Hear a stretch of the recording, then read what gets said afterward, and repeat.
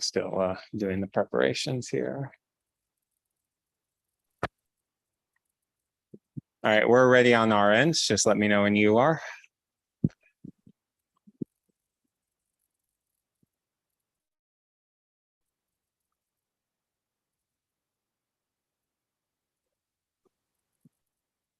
Still doing preparations here.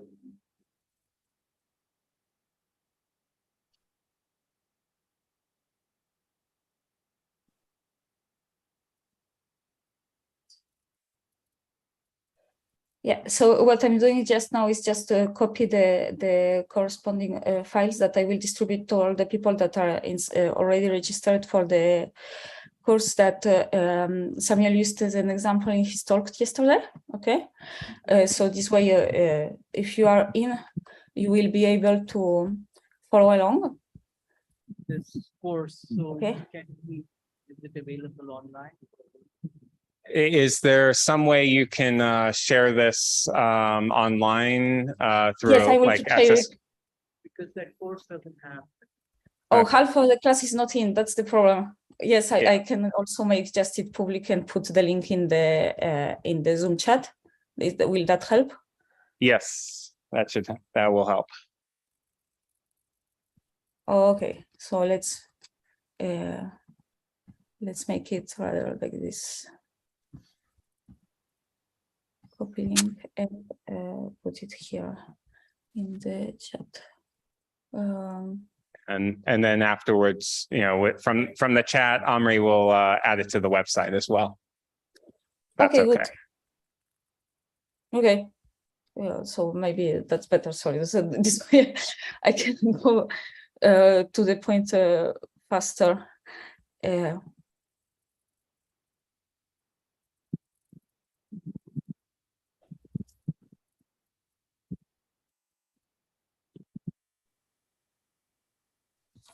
Okay, so for the lucky ones who are also on the course, I also distributed. All right, great. Thanks. Great. So yeah, we just need your screen share to back to your slides, and I'm assuming at that point you'll be ready to go.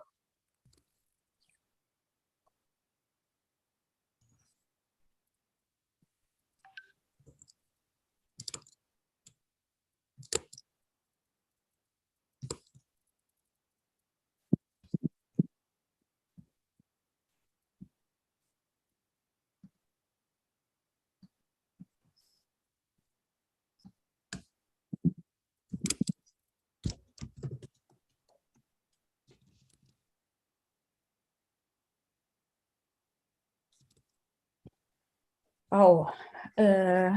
So if okay.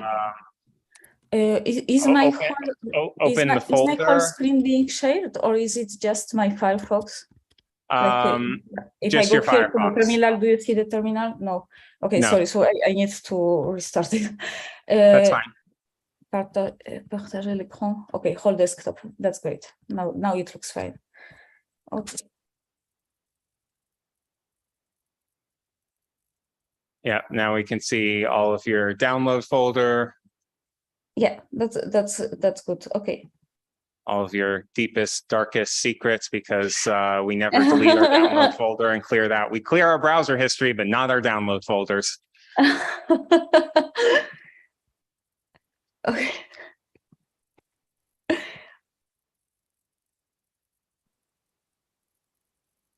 Okay, that sounds great.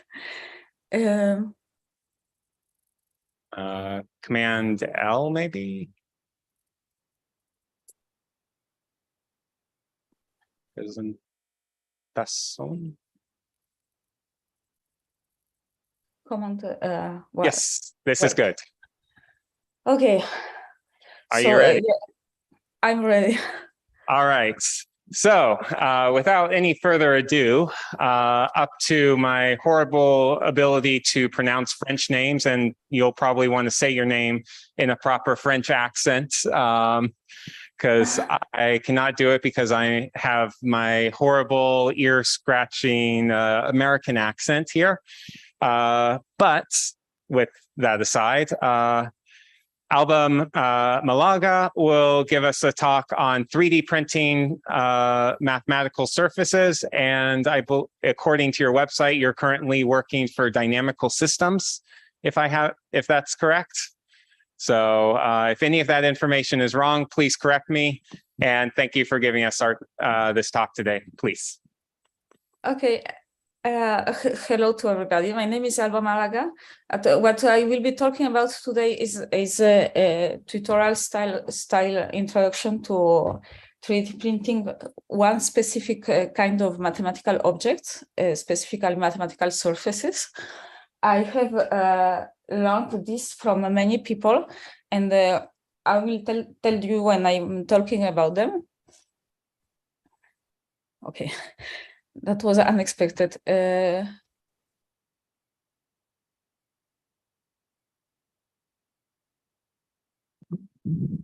Okay. You well, probably just need to press R for the, yeah. So let's go straight into the point. And as I know, there is no actually direct 3D printing access at Chennai. I will start by introducing briefly what this is all about. So 3D printing sounds like something very new to a lot of people when they don't do it yet. Actually, it's not so new. It's the patent for the most common 3D printing technique called FDM expired in 2009, and that's what made suddenly the 3D printers cheaper and cheaper. Like the price of FDM printers passed from about 10,000 euro for a decent one to 2 years later, it was under the 1,000 euro for a printer. There are other 3D printing techniques that remain still expensive, but a lot of them actually have patents close to being expired, so they will probably become cheaper very soon. So how expensive is actually a 3D printing?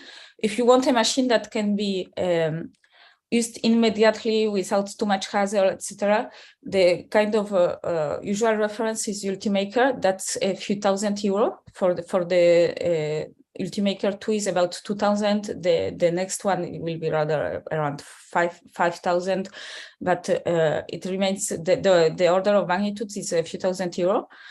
But if you want to make it even cheaper, you can buy what we call a RepRap-like 3D printer in kit, and that will be 200, 300 euro.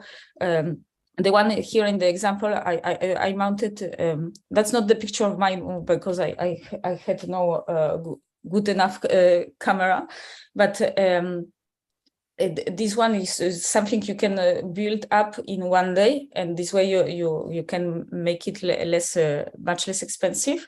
Nowadays, the most popular model is maybe the Creality Ender 3 in that range of prices, a few hundred euros. So how does it work?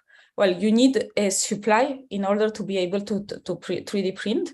And for the FDM 3D printing, the supply is this corn-based plastic, PLA, polylactic acid.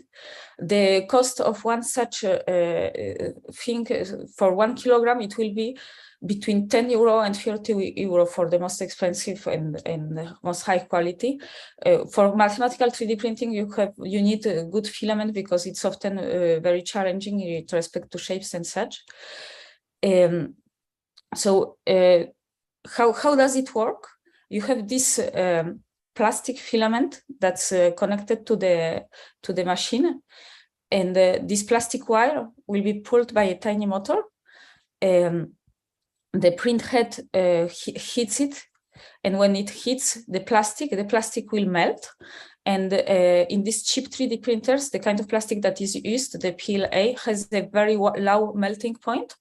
So the usual temperature of the nozzle is around 200 degrees for the 3D printing, and the bed here is around 60, 70 degrees. Celsius degrees, I mean. So this way you have this plastic being melted, and then this plastic becomes like ink. Sorry. So this wire gets deposited along like 2D designs, layer by layer, and it's the superposition of these flat drawings that will make the 3D object.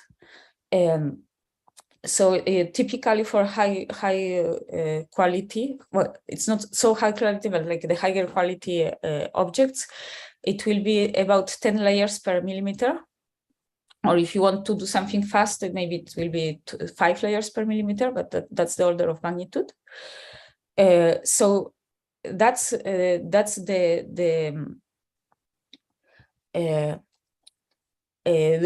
general idea of how 3D printing general object means work. But in the middle of all that, how do we get a 3D surface out of its equation? For 3D surfaces, the general method will be, first you need a mesh. So what is a mesh for a surface? A mesh is just like a triangulation or a quadrangulation of the surface. It's a discrete approximation of the surface, but by triangles or quadrilaterals. So in order to do this, you can use, for example, SageMath. You can use some other software like MathMod that I will show in action very quickly. Okay, and once you have the mesh, typically what will happen is that this mesh will be just the surface, but the 3D printer, what it needs is a solid. If the surface is not watertight, you will need to make sure that it encloses volume. So usually the way it's done is that it has to be thickened.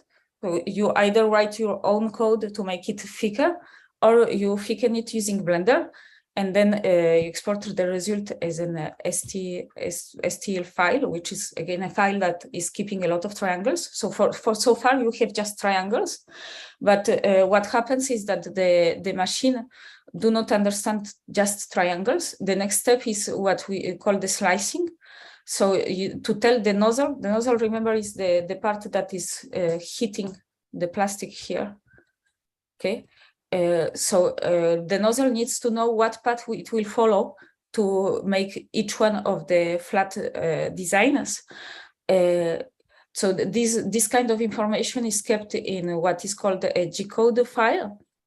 And in order to do that, you can use a slicer like Cura or ISSL. So these are like the 3 basic steps. That's what works when everything goes fine. If you need to keep in mind like 3 things in order to be able to 3D print mathematical surfaces, this is the 3 things that you should remember: mesh, solid, slice. If you are able to do those 3, you covered most of the cases, but there are still some particular stuff that needs to be discussed apart according to the cases of what you want to do. So, well, before diving in the actual tutorial, let's get a tour of contemporary mathematical creation, let's say. And I need to ask your comprehension, because the examples I know are, of course, influenced by my own experience. So I have worked in Europe, in the United States, and that's why in the tour there is mainly people from Europe or the United States. But if you know of anybody from elsewhere in the world doing these kind of things, please just tell me, and I will enrich my list. And so, for example, and in the handouts that I distributed to you, and that will be available on the website, you have the PDF, and each one of those links is activated, and I verified they are all working. So my first example is Silviana Ametist's work. So she's one of the developers of Bertini Real, which is a mathematical software that you can use for computing algebraic surfaces. An algebraic surface is a surface that it's defined by polynomial equations, and approximating roots of polynomial equations is something that has been known to be tricky even before the advent of computers. It's like very old theory. So even before computers, we knew that it was hard, and then, well, it's still hard. It's still an open problem to have certified computations for algebraic surface, in the sense that they very often will have these they will very often have singular lines, singular points, and restituting those correctly is a difficult thing. Can you see my video? We can see you, and we can see the mathematical galleries. Okay, very good. So what is there's of course a very formal definition of what it means to be smooth or singular on some part of the surface. But when you have the 3D object, what's going on is just smooth is where you can go with your finger easily, and then when you reach kind of obstacles, that's the singular lines. So those singular lines, it's hard to get them, and the vertiginal is one good solution to get good approximations for that. Here I have another example, David Bachman, who is a lecturer in the United States, and he works in a place where he has colleagues who are artists, so in the college where he teaches. So he's a very nice examples of mathematical jewelry, and in general the aesthetic approach is quite good. Kenneth Baker with some combinatorics examples. Ken Bracke, we will meet him again because he doesn't only made a lot of mathematical objects in 3D printing. He also distributes a software called Surface Evolver that allows anybody to dive in minimal surfaces. A minimal surface is a surface where there are some constraints, and under those constraints, you are looking like for the smallest possible surface.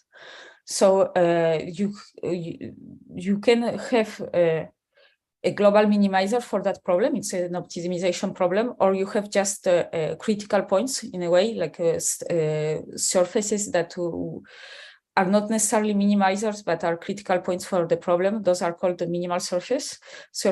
And the intuitive approach to that is that those are the surfaces that you have,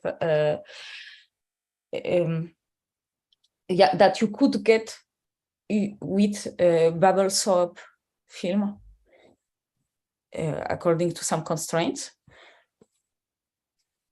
Arnaud Schereter is a colleague from here, from France, and has also a lot of original objects to show. Jonathan Shertock, he's an architect from the United States, who was one of the first to try to reproduce a very famous historical collection of mathematical objects that was produced in 18th or 19th century in Germany, in the Brill Schilling workshops under the supervision of Felix Klein. So you have these very classical plaster objects that you can see in some places in the world, like Göttingen, like in France, at the Institut Henri Poincaré, or in the United States, there are a few of them in Harvard and MIT. And you have some of them in Tokyo, and I am maybe forgetting places, but the largest part of this collection is available in Göttingen. So this guy went to Göttingen, took pictures, and then started trying to reproduce them on the computer, and very soon also on rapid prototyping, namely 3D printing. He's not the only one. This collection will appear again. Francesco De Comite is a colleague from here, from France, and here we have some pictures where he collaborated with a fashion designer for designing hats on variations of cardioid ideas. This is a collective, the Geometry Werkstatt in Germany, that also does a lot of 3D modeling and 3D printing. But Sheba Grossman, she was like the precursor of all of these too. Well, nowadays she works mostly on laser engraving, but she still has a lot of models for 3D printing. George Hart, again from the United States, his website is also very rich of examples. Jeffrey Irving has some examples too. Oliver Laps is another person that worked on reproducing historical models from the Brill Schilling collection. So a lot of algebraic surfaces on his examples. Here is some artist, Luni London Tsai. Triplex is a pseudonym of a person from here, from France, who works in Toulouse and does a lot of mathematical 3D printing with some nice organic feeling to it, and whom I appreciate a lot, because actually the first time I went to a 3D printing mathematical objects workshop, it was him giving it. Here is somebody from the internet whose actual name I don't know, so I'm not sure if it's pseudonym or if it's the actual name of the person, but in any case, he or she is very active in the MathMod community. MathMod was being the software that I told you about already. Saul Schleimer from Warwick. Henry Segerman from Oklahoma. He's maybe one of the most famous people nowadays in the 3D printing community, 3D printing mathematical objects community. In particular, he published a book that you can see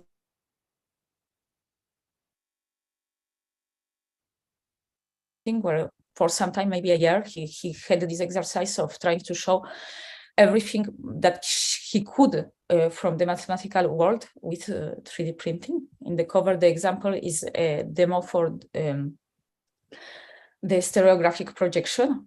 You have a small 3D printed object, and then you put the light on the North Pole, and then you can show what the result of the stereographic projection on the bottom. And Carol Sekin. And if you've been following, you have seen that I was following here alphabetic order. So we are very close to the end. And my last example is an amazing girl from United States, Laura Tallman. And her, the first time I heard about it was I was still just starting and being very curious about all of this. And then I saw, oh, there is somebody who decided to do one design per day for a year. The year has a lot of days, right? So she actually did it. A few years ago, she decided that she will produce a new 3D printable design, usually mathematical design, because she's a mathematician, but some of them were exceptions, like hinges or just practical stuff. And she's a very nice person, and she has plenty of examples of mathematical objects, and she shares them online. So let's dive in, and I will change now back to Firefox.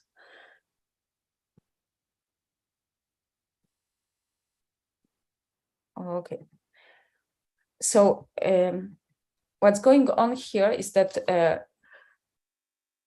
there are these steps that I told you about in preparing 3D printing objects. And they can seem like simple, but actually there are some tricky parts to them. In particular, when you decide to thicken your surfaces, you can sometimes have difficult parts along very thin parts or singular lines. And this is not always so easy to solve out. So it's very nice that some people share their ready-made mathematical objects online. So for example, here I have a small selection made by the website FunMathFun. And we can see, for example, that the Hilbert curve models by Henry Segerman are available in this website. So if there are like 3 things that you should remember, as the 3 links you should remember for 3D printing, is that for mathematical objects, you have databases online, and sometimes maybe the easiest way of diving in is to find if somebody have shared them already. So in this example, we have this dragon curve example. This is a 3D object where the boundary in the bottom is what's called a dragon curve, which is a recursively defined space filling curve in R2. And well, of course, here we have it's stopped after one of the iterations. And you can just download and try it to 3D print it. The other day, one of my colleagues told me, well, the first thing I would like to 3D print is a Whitney umbrella, which is a classical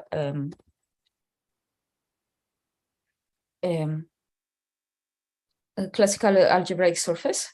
So the Whitney umbrella is already on Thingiverse, and what we did was just, he wanted a small one, so instead of spending too much time trying to figure this small singular line here, we just took the ready-made thing and it worked out.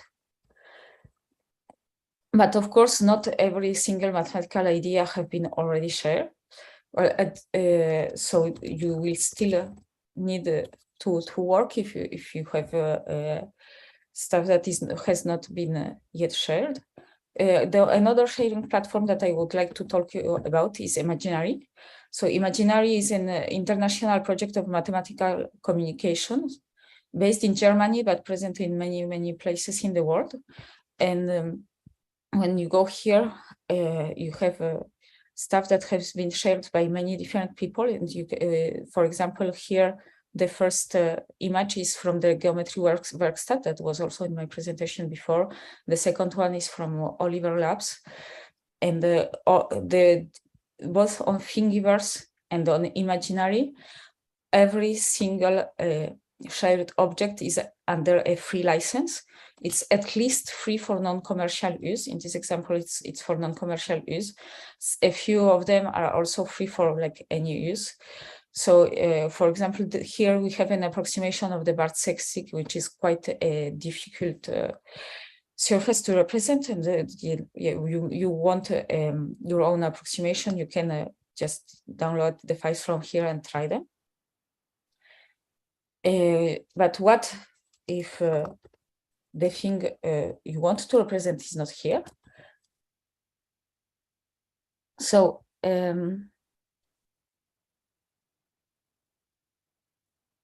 this is a website that you have plenty of equations for curves and surfaces. Yeah. Of course, it's showing in French for me. Oops. English version.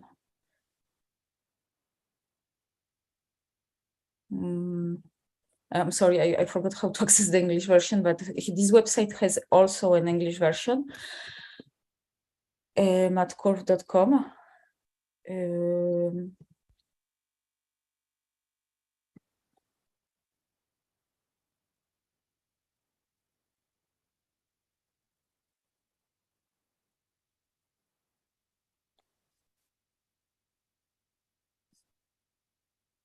Or maybe I'm making a mistake, but in any case, what's important here is the mathematics. So you can still explore it in.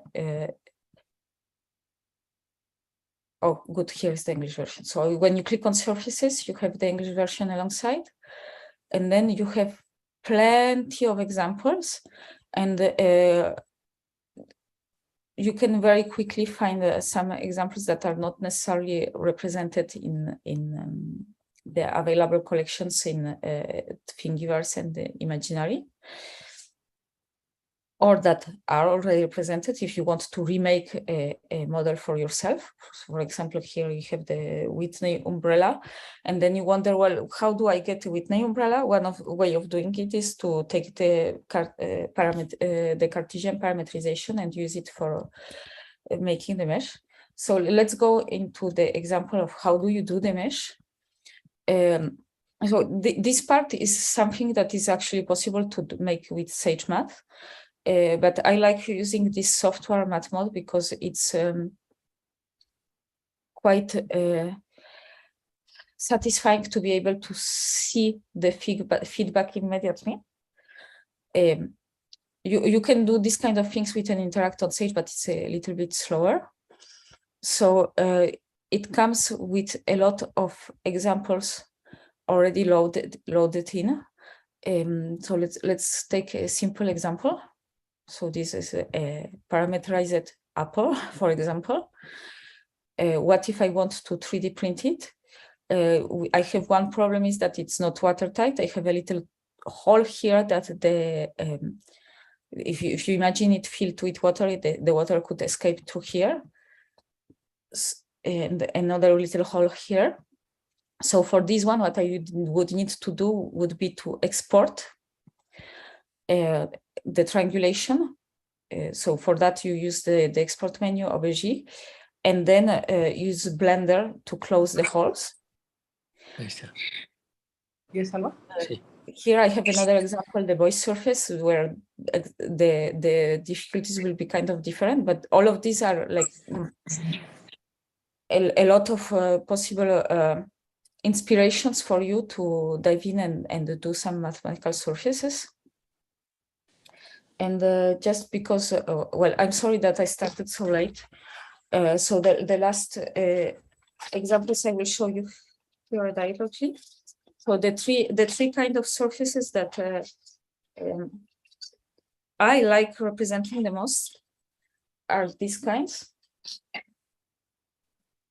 Also, since we started late, feel free to take a few extra minutes too. Thanks, it's nice, but I don't want to make you late on everything.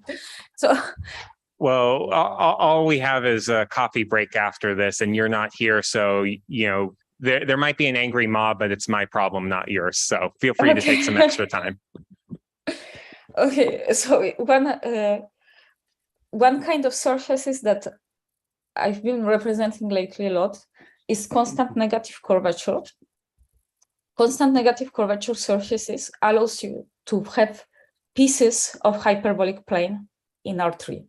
R3 being the Euclidean space. So we assume that that's the most ideal approximation to the space that we live in. I hope there are not too many theoretical physicists in the room who will protest against that.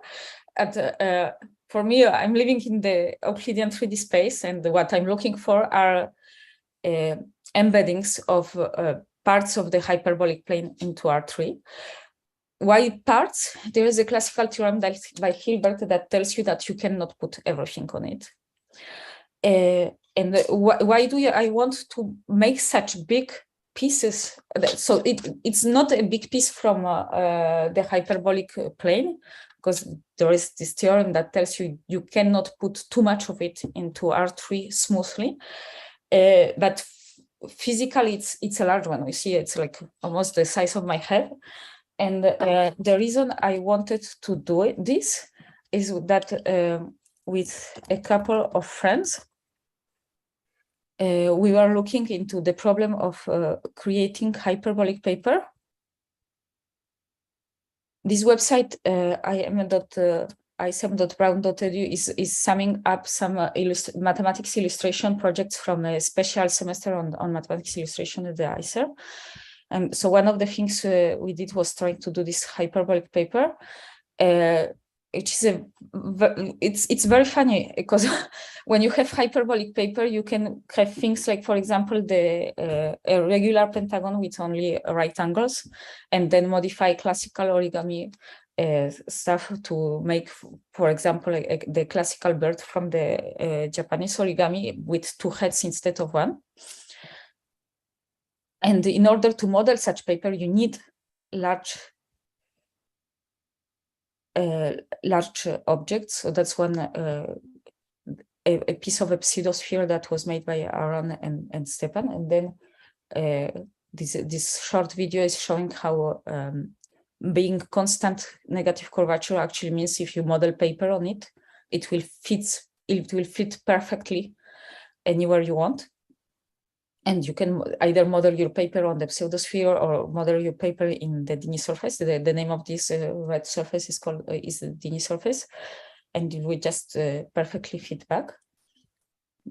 And the Dini and the pseudosphere are already available on the library of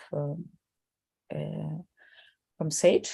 So that's my motivation for hyperbolic, and also that they appear quite naturally. So like lately I've been working on flat tori, and the modular space of flat tori has naturally a constant negative curvature on it. It has a geometric structure which is a quotient of the hyperbolic plane. So here I have one fundamental domain for that, 3D printed, and then I can go to my talks and just say, well, what we showed is just every point of the modular space can be reached, and just give this around the room.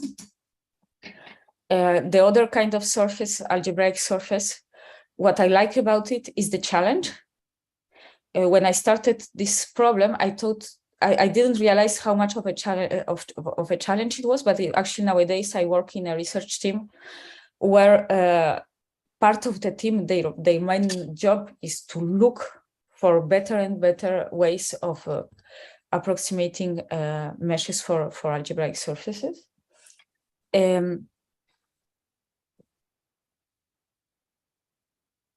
the minimal surfaces is also a very nice thing to be able to 3D print them, because the definition of a minimal surface is that you need to be a critical point for some optimization problem. So usually you explain that to the general public saying that you will be putting a swap bubble film and then looking at what kind of surface does it give to you. But your critical points, where they can be stable or unstable, or they could even be saddle points. So there are some theoretical swap bubble surfaces, minimal surfaces, that are just very, very, very hard to get with actual swap bubbles. So it's very nice to have 3D printed examples. So in this example, it's constrained to have the border to be the union of a circle and a trefoil knot. If anybody of you is able to actually reproduce that with actual swap bubble film, I want to see the picture, because that's an example where in theory you can get it, but it's so unstable with swap bubble that the only way to actually touch it, or to actually have it physical, is to make it as an object. And I will stop here, and I'm here for all the questions. Thank you very much for your attention. Let's thank our speaker.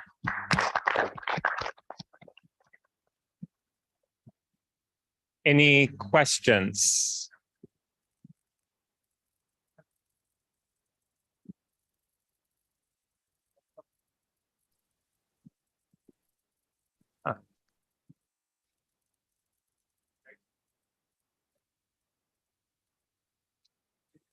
Well, can't join on Zoom.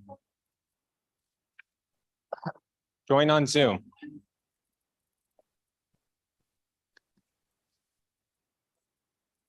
Yeah. Well, he's setting up because he's wanting to share a screen and show something.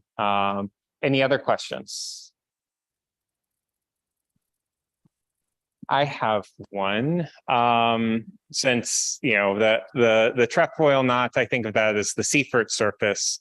How easy is it to 3D print other Seifert surfaces, like say for the figure 8 knot? same kind of project would be preparing the 3D model wouldn't be difficult. When you go to the website and look at this particular object from Triplex, he did very detailed comments on how he made the surface. Because I mean, it looks at so, least in so you can principle follow like, this and yes. just replace the trifold knot with the figure 8 knot. Wait, I'm looking for where the comments are. Think details. Okay, here.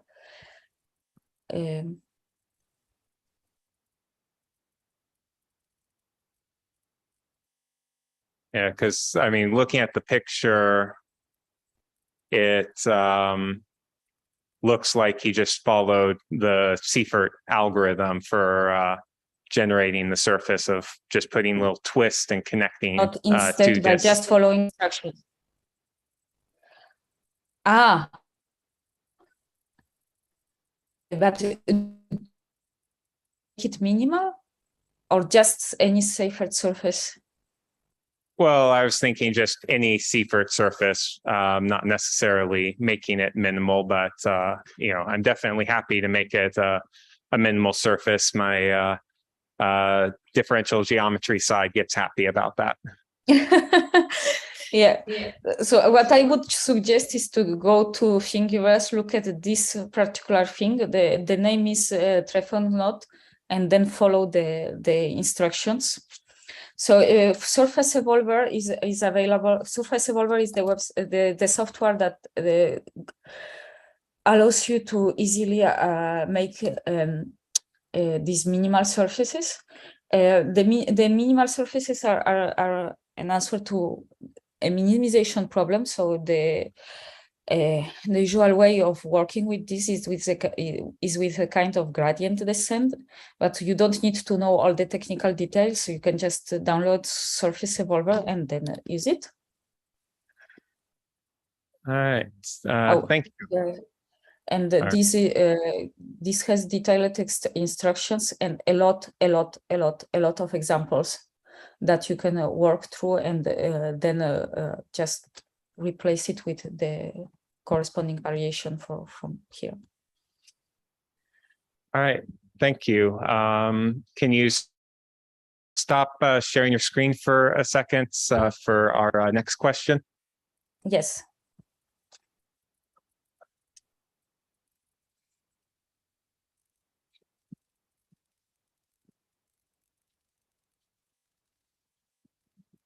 Okay, very good. So here is somebody who already exported the Klein bottle and put it into Blender. Yeah, so I was trying to render a Klein bottle here, but the problem is when I try to shade it out, since the normals are inconsistent, I don't get a proper shading. So in contrast, if I try adding a cube, maybe the shading is somewhat perfect because I don't have a light here. The Klein bottle is non-orientable, so effectively it's just not possible to make. Wanted to ask if there was a workaround to at least get somewhat closer to the actual shading of a Klein bottle in Blender. I tried recalculating the normals. I tried adding a solidifying modifier as well. Sure, if you can see it. So what I would suggest here is to do a self-intersect of this mesh. Okay. So for those less familiar with the Klein bottle is a very classical example of a non-orientable surface. And because it's not non-orientable, any embedding of the well, this is not an embedding, sorry, it's an immersion, but any realization of the Klein bottle in R3, well, it will not be possible to assign to it normals along the whole surfaces in a consistent way.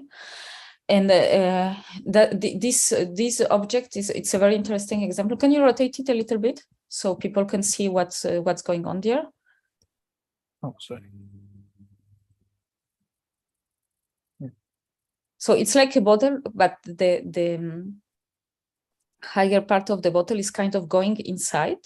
So for 3D printing, what you would need to do is to just use the surface of it, and effectively the consistent normals. I think I forgot to speak about it, but it's important for 3D printing too. Great. Did I answer your question? Yes, yes. Thank you. Thank you a lot.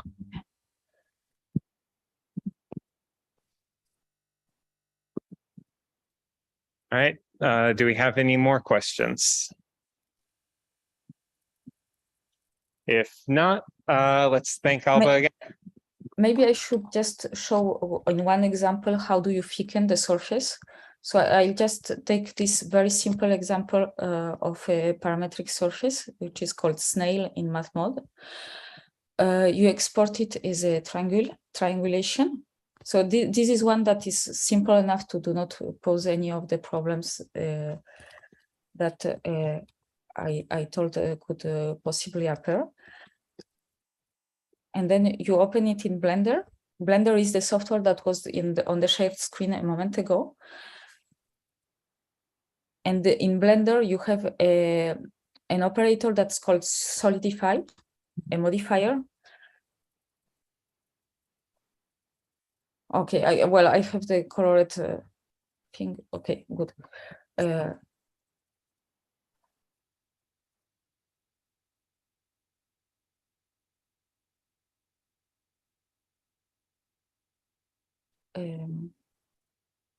did I export it? Oh, in the root. Okay. Snail. I'll put it in my messy downloads folder. Okay. And then in Blender, I go to downloads and just take this. And this thing, if it will have normals to one side and not the other. And then what you need to do is just click on this small tool symbol, add modifier, and then you have here solidify. And then you adjust how thick you want it. And this adds the thickness that you need for 3D printing. And then I'll stop you. There are no further questions. All right. So there are no more questions. Let's thank Alba again. Thank you. All right. So we have a coffee break for the next 20 minutes, and then we'll get started with going through some of the tutorial stuff. So thank you again for waking up early for us.